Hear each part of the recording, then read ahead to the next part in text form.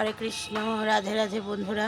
ভগবানের ভোগ লাগানো হয়ে গেছে, চলো ভোগ দর্শন করি।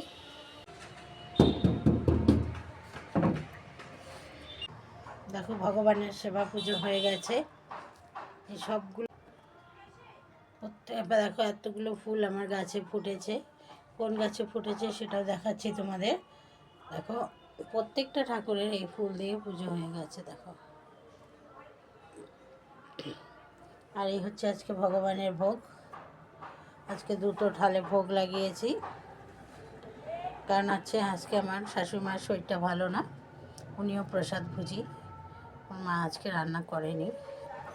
এত বয়স হয়ে গেছে, ৮০-৮৫ বছর, এখনও মা নিজে হাতে রান্না করে ভগবানকে ভোগ লাগায়, ভাগবত পড়ে 2 বেলা।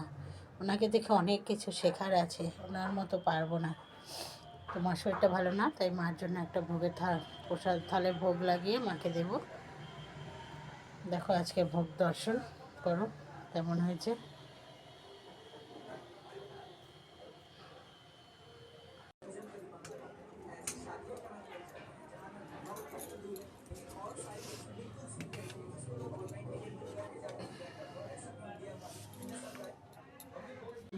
মা কিসের আছে প্রসাদ পাচ্ছ?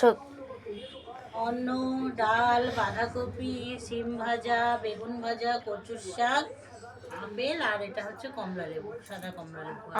না না, এই দিয়ে আজকে প্রসাদ পাওয়া হচ্ছে। হরে কৃষ্ণ।